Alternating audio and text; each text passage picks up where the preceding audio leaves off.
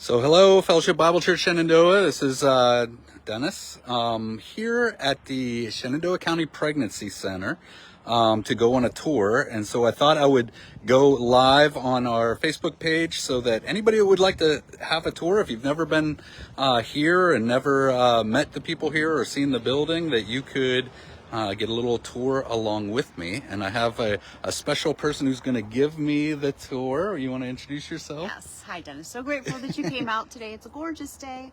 My name is Lisa, and I am the director of the Shenandoah County Pregnancy Center. And just want to welcome you all. I'm so grateful for you to just chime in and just learn a little bit more about the ministry today. Yeah, I'm excited to learn about it. So we don't have anything scripted. I'm just here to get a tour of the building and to hear more about the ministry. And so I'm just going to be carrying my phone along with me, and you guys get to follow along and hear all about the pregnancy center here. So first I'll start. It's a beautiful house and location right on Main Street here in Edinburgh on Route 11. And how long have you guys been here? Like, what's the history of this? The center turned 30 years this year. We were established in 1994 by just a small group of prayerful people who felt the Lord leading them to establish a safe place in our community where women who are considering their options would have an option other than terminating their pregnancies.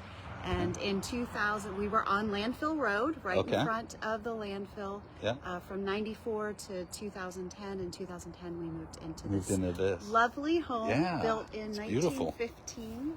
And just a beautiful character to the house and history to the house as well. Okay. It was the funeral home for the cemetery across the street. Oh, really? So okay. Kind of a life or a death to life. Yeah. Just kind of a fun. Wow, that is cool. Yeah.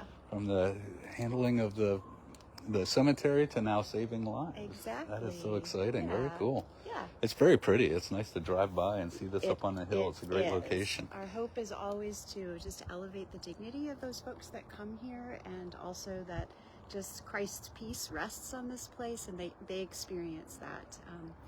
Just all that is good and true and beautiful about God, we just pray that rests here and honors and blesses them. Yeah, absolutely. Well, so we're going to take a tour. Okay. You're going to show me around and let me just introduce whatever you think would be good for me to know, and any questions I have, I'll ask along the way as we go along. So, perfect. All right, so I'll follow you. Okay. Yeah.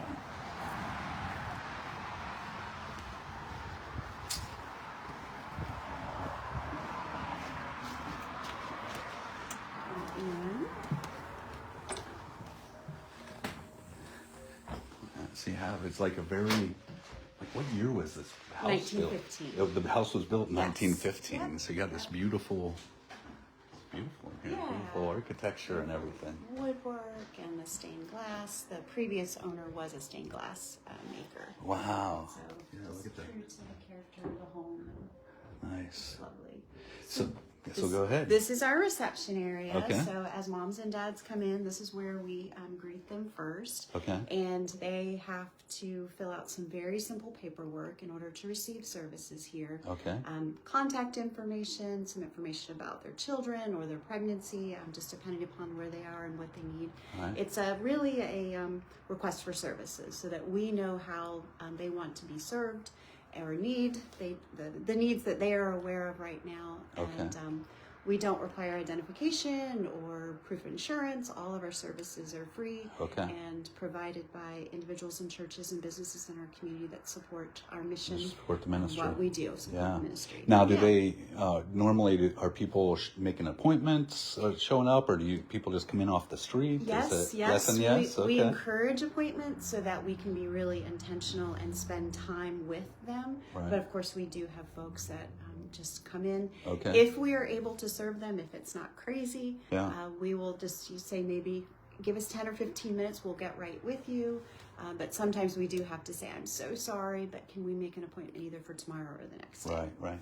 Now, what's normal for the people that come in? How do they find out about you? Like, what's where did they hear about you? How do they end up coming to you? By and large, it's still word of mouth. Still word of mouth. We are growing in terms of our website traffic and social media, but it is still word of mouth, one person to another, which is why it's so important that we have the opportunity to just share all that we do have to as many people as a lot we of people can know in our about it. community, including opportunities like this. Okay. So it's really usually probably a family member or a friend or somebody tells them about coming here. Exactly. Okay. Yep. All right. Yeah. Well, very cool. So, again, this is kind of our reception area. Over here is our downstairs classroom. All right. So let me back up a minute.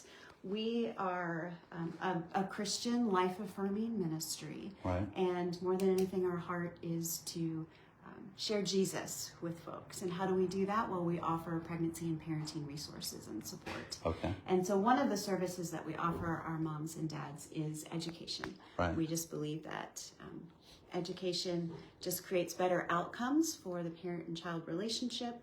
It also helps the parent to understand where that child is developmentally and what they can expect. Okay. But we have almost 300 classes, and those classes range from pregnancy to birth to parenting, from newborns up to teenagers. Wow. We understand that the different seasons of life require different tools in your toolbox. Okay. And also classes, life skills, like things like budgeting, using credit wisely, those things that will make you Life better skill parents. stuff. Now, are these video-based classes? They are. Or okay. Yep, they are video-based classes. They have questions that they are answering as they're watching the class. Okay. And we never just come in, sit them down, start the class. We always want to hear their story, catch up on where they are, what's happened since the last time we saw them. We are highly relational. We call ourselves a long-term relational ministry. Okay. And that also means that a parent can come here at anywhere along their parenting journey. It could be a pregnancy, but it could also be a mom and dad with a 2-year-old or a mom with a 10-year-old. Okay. Because we have resources and ways that we can help them anywhere along the way. Anywhere on there. Yeah. And nice that you got little kids areas for the other kids to be playing and hanging out in here with them. This is our largest. We have another classroom upstairs. This is our large classroom, and so if we have a mom or a dad who have come with kiddos, we have space for them to play while mom and dad are learning. All right. And then those classes that they're taking are earning them points towards larger items like cribs or car seats or strollers. Oh. Some of our resources, or if you're a client, you can access them. Some of them, we want them to make that investment in their parenting, in their relationships, in themselves. So they have an investment then in earning their way into some of the other access to supplies and things like that? Okay. Exactly. Again, some of those larger items. That helps them to be kind of solve their own problems in many ways. And most of our clients are not looking for a handout. They really do want to improve themselves and be better parents. Okay. And so a class is about an hour investment of their time. Right. And for example, a car seat will cost them 3 classes. Okay. So it's about 3 hours of their time to earn a car seat that ranges anywhere from $80 up to $100. So we think a fair return on the investment that they've made in themselves and their children. Yeah. And so from the time somebody comes in your door, how soon before they're starting the classes? Is it like a same day kind of a thing, or you start scheduling them to come in at different times? Generally, we'll do an intake first, which takes a little bit of time. Yeah. If they're not familiar with our services, that intake gives us the chance to really explore. Like, they may be coming for one particular need, and then in conversation and getting to know them, we realize that there might be 2 or 3 other needs that either we can meet or we can refer them out into the community for those things that we don't handle. Housing, food assistance, those sorts of things. And so it gives us a fuller idea of the family and, again, their needs. All right. So there's like a lot of resources in the community for if they're not able to make their utility payments or things like that, you're able to refer to other outside organizations. That's correct. Great partners like Family Promise, Response, Alliance for Shelter, all of the food pantries in the community, and of course church resources Churches as too. well. Yeah. Okay. Yeah. Well, very neat. Let's keep that tour here. Yeah. So, we do have a very small food pantry. We receive food from Food Lion twice a week on Sunday afternoon as well as on Wednesday. And we have one volunteer, and that's what she does for us. She goes to pick it up, brings it here, which is fantastic. Oh, nice. We are only allowed to get deli and bakery. Okay. And so a lot of times it's sweets, but we offer those. Yeah. But also some things in the refrigerator like rotisserie chickens or lunch meat, salads, sandwiches, those sorts of things. However, the one of our churches in our community has also twice a month started bringing us fresh produce. And we never know what will come. Right now we have an abundance of just different varieties of squash. Okay. And so it's that time of year then? And so, okay. Yep. And so we've kind of got the larder full of squash. Right? So what's something if somebody from the church had something, or what's a need in this area that maybe somebody listening, if they wanted to be involved in helping stock your food pantry, what would be a need is there a need in this area that people can need? Shelf-stable items. Goods, okay. Dry goods, coffee, tea, sugar, flour, just those sorts of things. Super helpful to kind of round out. So typically not perishables. Generally not. Yeah. Okay. Those things that are perishable that we're not able to get share in a certain amount of time, of course, need to go. Just for safety. Right. Of course. Safety. Right. And not everybody likes squash. Right. Exactly. Not everybody knows how to cook squash. right. And so we did have, they've gone now, people have taken them, but we did have some recipes out there just to give them a little idea how to use it, right. What in the world am I going to do with a delicata squash? Well, let me I wouldn't even know where to begin. So. Right. And then you already took kind of some video of the books. Yeah. So we have some readers. Not everybody's a reader, but we have pregnancy and parenting books as well. Yeah, great. And this all right. is the place where our volunteers hang out. Okay. So we have 12 client advocates volunteers that work directly with our clients, with our moms and with our dads. Okay. And that requires some specialized training, not only classroom sorts of training, but also kind of on-the-job shadowing, video training to get them up and ready. And then also group trainings that we have together throughout the year, just to stay on top of our skills and just serve them the best we can. Give me an idea, what are the different types of volunteer roles that people play? So the client advocate role, again, is one-on-one care. Okay. And then we also have a team of folks that work with our material services. Okay. So we get tons of donations from our community. Gently used clothing and car seats and that are still in great repair and maybe just need a little bit of cleaning up to then pass on to our clients. All right. So that we'll show you the shed right behind. Okay. The donations come in there, and then that group of volunteers sort it, figure out what can stay, and then what needs to go on to other organizations that might be able to use it. Okay. As well. And then throughout the years, there's different ways to volunteer. It might be weeding the flower beds. It might be like a light construction job. So some maintenance and upkeep type things around the house and building. This is an old home, and as lovely as it does require some upkeep. And so there's places for either men or women with those sorts of carpentry skills as well. Do you have, maybe I should have looked more closely at your website, but is there any kind of a listing of those kind of needs? If for example, at our church, we have a lot of small groups that we call community groups that meet that once in a while maybe would like to do a service project of some kind. Is there a place they would go to look to say, oh, here's something that the pregnancy center needs that maybe we could come and help with? Or would they call? They would call. Yeah, call you. It does change over time, and some priorities move ahead of the. And there is a list actually in our current newsletter right now, and a couple of things that I have in mind. There are some sheds, which I'll show you outside. Those are full of strollers and high chairs and cribs and all of those sorts of big items. They need to be painted. In spring, these are spring projects at this point, and then we have some wooden steps on the 11 side of the building. There's some actual wood that needs to be replaced, and they need to be painted. Repainted. So those kinds of projects, if somebody was interested in or had a group that wanted to do something, they could call you up and find out. Now, as for volunteers for your client advocates or other things, how's your needs being met there? Are you usually struggling to find, or do you usually have openings, or do you usually have enough? Where are you at with that? We've been a little short this summer. However, we just had another training. We've had some new folks that will be coming on. One like next week, one in January, and ready to interview another. Okay. So I think right now we're stable. Okay, good. But there's no harm in taking the training and just seeing where the Lord leads to. Right. You can take the training, and it doesn't necessarily mean you have to begin training or volunteering immediately. Okay. Always, and it's also one of those trainings that would help you be a better advocate in the community too.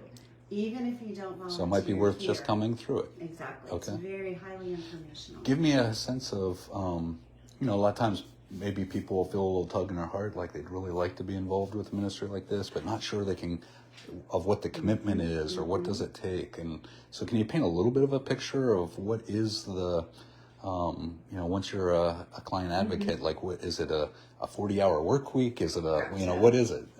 You're asking great questions. So we do ask our advocates to commit 4 hours a week. 4 hours a week. And Okay. so we are open 24 hours for client care. Okay. We've got 2 days that those are 8-hour days. And so we divide those up. Okay. So we've got 2 4s and on Tuesday, and then 1 4 on Wednesday, 2 4s on Thursday, and 1 on Friday. Okay. So basically you're signing up for one of those 4-hour shifts. Correct. And we for a block like of to time. double our volunteers up. So Okay. there might be one with a client and one answering the phone, or if we can serve multiple clients at one time. Okay. And that just gives us the capacity to reach more people and serve more people. Yeah, great.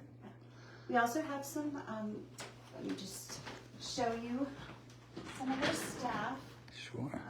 The material assistance ministry we haven't quite talked about, but Yeah.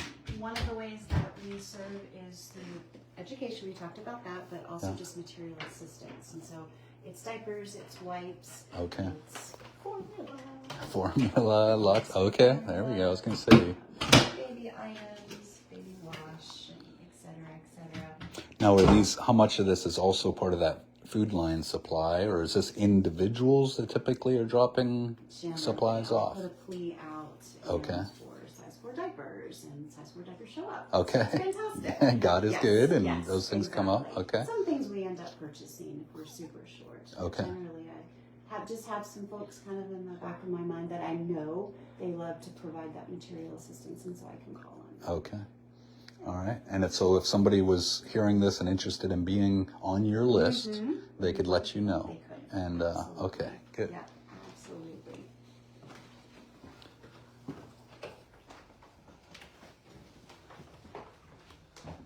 This This is a pretty space. Yeah. So this is our pregnancy council room. Okay. So this is where we bring moms and dads, women and men, who are in perhaps an unplanned pregnancy and not quite sure what they want to do.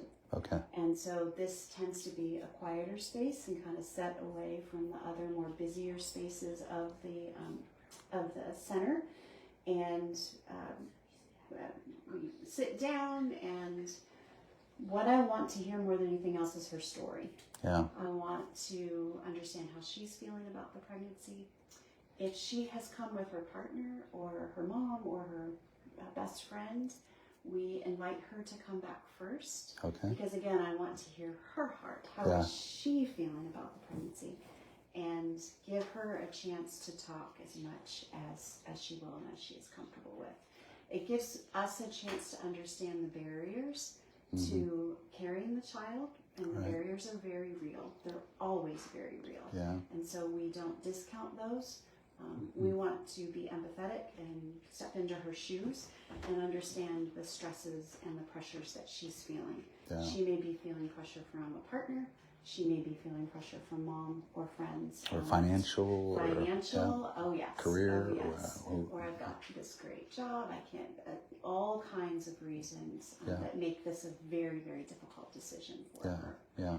And after we've had an opportunity just to talk, then we share really good, accurate information with her. Okay. This is a permission-based ministry, and so I ask, may I share with you some information about abortion? Now remember, on her request for services, she's already checked abortion information, so I know that's why she's here. Right. But I still, out of courtesy and respect for her, want to ask if I can share that with her. Right. So we talk about She will give me the first day of her last menstrual period, so I can tell you about how far along she is. Okay. And then we can look at what abortion options would be available to her. Most women are coming 5 or 6 weeks gestation, Okay. and they are candidates for the abortion pill. Abortion pill is available up until the 11th week of pregnancy. Okay. And not only do I like to inform the moms that sit here with us, but I like to inform the body of Christ so that they understand what a chemical abortion is. So with your permission, if I could just share what a chemical abortion is. Absolutely. It is a 2-pill regimen. Okay. And so she will take the first pill, and that will cut off the HCG hormone, which is supporting the pregnancy. Okay. Essentially, the food that the baby is growing on is cut off. Okay. And the baby will die. And then within 24 to 48 hours, the second set of pills is taken, and that begins the cramping and bleeding. And that's generally 3 days of bleeding, but can be up to 3 weeks. And so we share with her, this is what you can expect. If you have other children and you move forward with this, you need to make sure that you've got someone there to help you with the kids during this time. We want her also to know that if you experience a fever or some other symptoms, that's a good reason for you to go and seek medical attention, because one of the side effects of a chemical abortion is good grief. A fever or... I've just totally lost the word. Infection. Good grief. Oh, an infection. Okay, yeah. Yes, so that is a possibility. We just want her to be aware of that and when to seek medical attention. And generally, we don't need to talk about surgical abortion because she's coming in so early. Okay. We ask her, our hope is to pump the brakes and give her an opportunity to think through it. Possibly the very first time she's had an opportunity just to really stop and think and consider. So we provide that medically accurate information for her. We send her home with resources that she can read on her own as well. Okay. And but then we've got 2 other options, and so we talk about her choosing a family and creating an adoption plan for her child, and how all of us here walk alongside her throughout that entire process and beyond. Adoption's heroic, and there are lots of emotions after an adoption, so we're here for them for that as well. Yeah. And then parenting, and just all the ways that we can come alongside them and help them should they choose to parent. Okay. And just statistically speaking, in the church too, the reality is that 1 out of 4 women have experienced an abortion. So we have an abortion recovery program here. And anytime I talk about abortion in our community or in churches, I always end with, there is healing in Christ Jesus for you. The shame that you have lived under for the longest time is there is mercy, there is grace. Yeah. And so be free and come and be a part of an abortion recovery group here. Yeah. And that's, if this is your story, I just want you to know, please call me. Yeah. And we will get you hooked up with our abortion recovery leaders. Yeah, that's great. That's a great ministry to have. Lots of different ways that we minister to them. The models behind you are 30 years old, as long as the ministry has been around. But they still speak, even to this generation that loves technology. Yeah. So it's something to hold something in your hand. Exactly. It's not just looking at a picture. Exactly. Yeah. And while we are not medical, we do have technology. Again, we've got her menstrual dating, and so we know she's about 5 or 6 weeks. We have an application that will show her what her baby looks like, another ultrasound of someone else. Yeah. And she can hear the heartbeat, as well as we talk developmentally about what's going on with the child at that particular time. Okay. And then this is what's going to happen in a week and in another week. Right. Because all that child needs is time. It needs time to develop. Now, this may be off the top, but it just popped in my head. It seems like a number of pregnancy centers around the country are starting to have. Are they getting their own ultrasounds with that capability? Is that something in the cards or something you would hope for? Or, how does that? Something we always prayerfully consider. Okay. The tricky part about going medical is that medical requires incredible amount of resources. Okay. People And so it's more than just buying the machine. Exactly. Okay, there's a whole lot of other things that go along with that. The tricky part is keeping up with the relational piece, as well as all of the other resources we offer, like the clothing, like the car seats, because other centers either don't offer that or they don't offer it as long. So you might see the child for the So there are some first year. trade-offs with that. There then. are. Okay. There are, definitely. We always prayerfully consider it, and are prayerfully considering it right now as a board and leadership. So, Well, that's interesting. if we have a mom that would benefit, and all of them do really, from a free ultrasound, then we can either refer to Ava Care in Harrisonburg, Ava Care in Winchester, or the Front Royal Pregnancy Center. Okay, so there are partnerships there Exactly. so it's not, you have the ability to help with that too. That's right. Yeah. And we can even transport our clients there. Transportation is an issue. Okay. We're autonomous centers, but all three of us are a part of a national organization called CareNet. Okay. And so we have the same mission, same values, and so we are a help both ways, because they may not offer size 5 children's clothing, which we're going to see in a little bit. Okay. So they can send clients this way if they have the need. Wow, that's great. That is really good relationships there help a lot. Absolutely. So, very good. All right. Well, Let's move on here.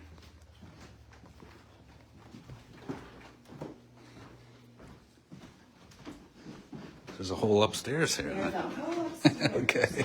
Wait, there's more. There's more.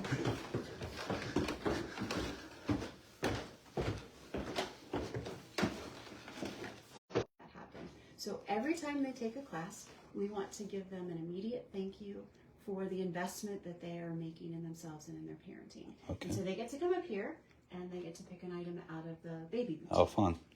These are all brand new items.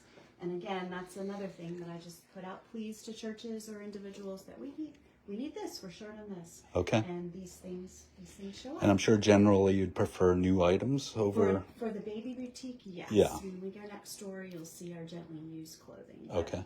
But, the incentive gifts is what we call them. We ask that they be great. Now, some of these blankets look handmade. Yes, Are these handmade? They are, and so we've got a couple of churches these are in beautiful. our community that make the quilts, and then just a couple of folks that do knitting and crocheting for us. And each of our new babies get a quilt or a blanket. Nice. Yeah. Yeah. This is our upstairs classroom. Okay. Smaller. Yeah. You can see that. So this tends to be if we have a couple or a mom or a dad by themselves, we tend to bring them up here. All right. If they have children, of course, they're downstairs. It just makes more sense space-wise. So we can have 2 classes going on at the same time. Okay. If we have the advocates and the staff to handle them and serve them well. Yeah. And a couple of other things are in this room. This is our wedding dress. I was seeing that behind you here. It's like a bridal boutique here. Bridal suite, yes. And if we have a couple that is moving towards marriage and is committed to premarital counseling, then she can pick out a dress. And it can be their own pastor or priest, or it can be one in the community that has said they're happy to do that for our clients. Okay. And then we've just had some sweet stories over the years where a church opened its doors and the young lady got a dress and the board member took pictures and a volunteer made a cake, and just have had some sweet weddings. That is so neat. Yeah. It's, I think, somewhat unique to our ministry. I haven't run into another pregnancy center that offers that. I think that's a great addition. Just encouraging and upholding the value of marriage is part of that. Yeah. Exactly. Marriage is a hard sell, I'll be honest, with this generation. And so whatever we can do, not that a dress is going to make it everything and perfect, right, but it does give them, it makes them think. Yeah. It Consider stops this. For a minute. Yeah. Exactly. Yeah. Very great. And then over here, these are new baby bags, and so each of our new babies gets a bag, and it's about a month's supply of resources, of course, diapers and wipes, but also onesies and outfits and nail clippers and just baby wash and all sorts of things to bless. So kind of what you would have at a baby shower if you were getting a baby shower, yeah. Exactly.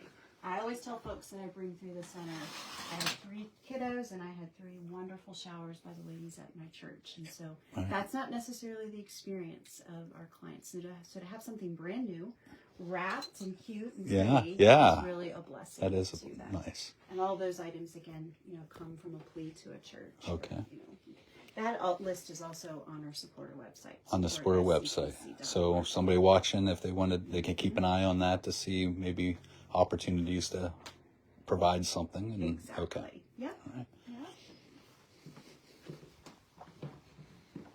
Office space, kind of back that direction. Sure.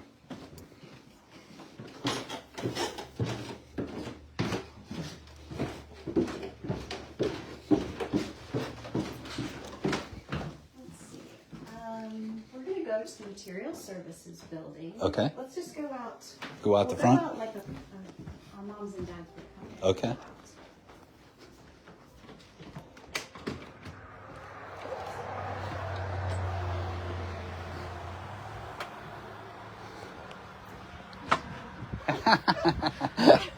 Startled you. Sharon is our volunteer. Hi, Sharon. Hello. Nice to meet you. Sharon volunteers on Fridays. It's fabulous. Nice. Thank you for your volunteering. Probably not going to talk to me ever again. We startled her. She was trying to stay out of the video and ended up in it anyway. This is our donation shed. It's almost complete under renovation. We're going to get a door. Unfortunately, that's not their door size. But this is a place where you can drop donations 24 hours a day. This does not have to be open in order for you to drop donations. So I see you have a list here. So these types of things, if people were going to drop it off, do they just bring it in the door? Yeah. Okay.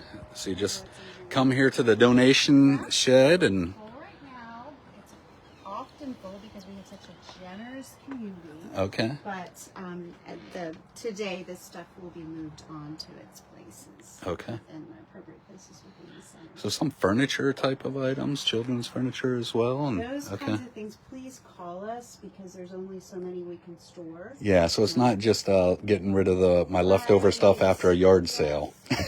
Please don't, right? Okay. Our space is limited. Yeah, okay. Well, that's why I kind of asked the question of, if somebody wants to help, they want to help in a way that you need help. And so, like, if there are, like, very specific requests of things that you're needing, that's probably what you would prefer to have dropped off. Exactly. Yeah. Big items like bigger furniture, those are children's tables. That's one thing. But sure. Beds or, we just don't have the capacity. Sure, to handle that stuff. Yeah. I will draw your attention to all of the sheds. Yeah, I noticed that when I drove in. Yeah, little shed village here. Each of these sheds okay. either has an off-season clothing okay. that's being stored. So now spring and summer is being stored. Or cribs, strollers, high chairs. Each one of these is packed. Packed full. Again, we have such an incredibly generous community. So you're saying, one of these that has the cribs in it, that's one of the projects you're saying right now that you know is going to need done in the spring is painting. Each of these, we'd love for them to be of standard color, and that's our oldest one, and it's starting to show its age. Oh, you're saying one of the projects may be painting these sheds, get them all of the sheds painted. Okay. Yep, just to care for them. Well, maybe a community group that listens to this video will be inspired to come out for a painting project. This is our material okay. building. Yeah. This building was closed from May of 23 to June of 24. We had some pretty significant foundation issues. Oh, did you? I tell people it was heading towards row 11. Okay. So we shut it down. So all new floor? All new floor. Structurally underneath, that was all taken care of. We continued to serve clients out of one of the sheds, and it wasn't ideal, but we made it work. Everybody got what they needed. Yeah. But all of these clothes are gently used clothing. All of these resources are gently used resources. Okay. These are the things that, kids don't wear things for very long. Right. And so this is a wonderful place if you have access or you're purging your closets. This is the great place to bring it if you've got children's clothing. We are in pretty critical need of gently used boys clothing. Oh, really? Okay. To size 12. Of course, boys are harder on their clothes. Yeah. So they don't last. They don't like gently girls. use the. They don't gently use. Right. So if you have, for whatever reason, a boy that did not destroy their clothing. Right. This would be Gotcha. you need some boys' clothes. Okay. And then, of course, books and toys.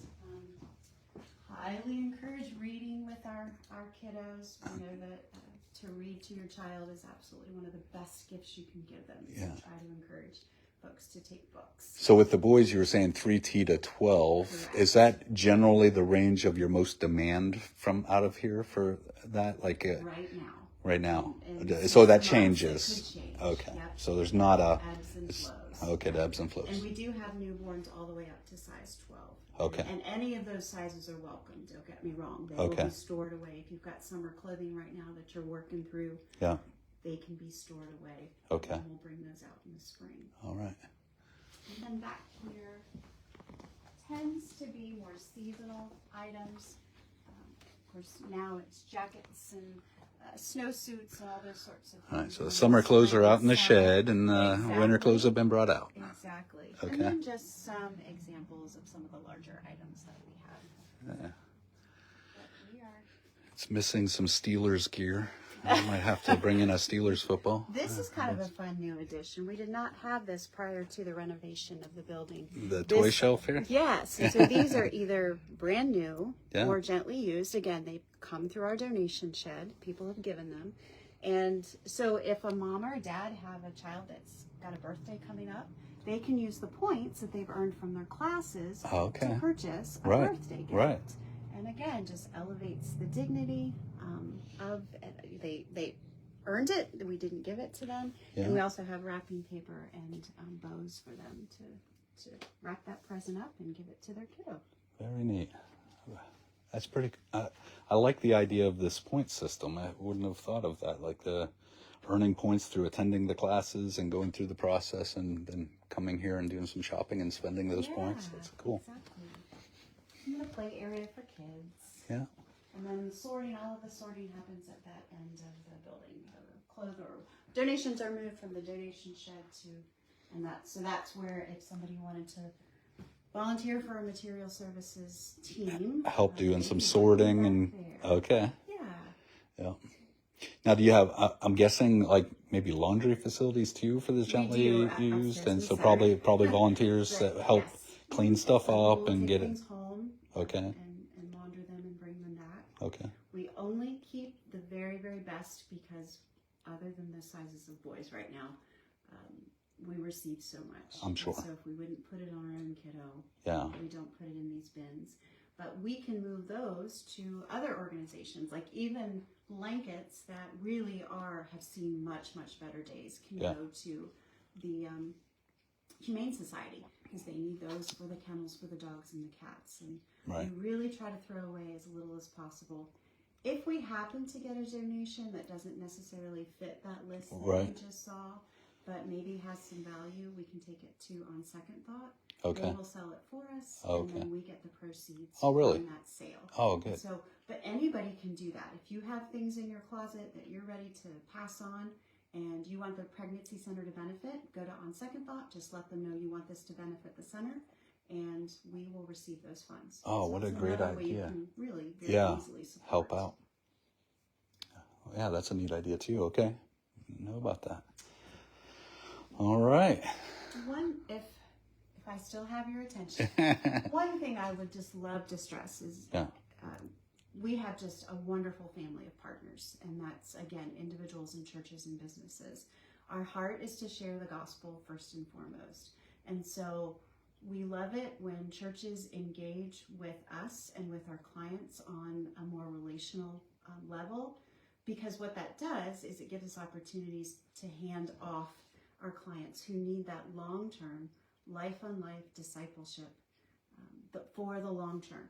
We can pull them up out of the culture and sort of wipe them off and get them somewhat stable, but it is the church that we need to come alongside us to do that longer term ministry with our families. And that might look like a baby shower. We could match you with a mom, and you could have the shower here for her comfort level. she perhaps would get to know some of the folks in that church, and let's go for coffee, and then would you meet me at the door at church? I'll show you where the nursery is. Right.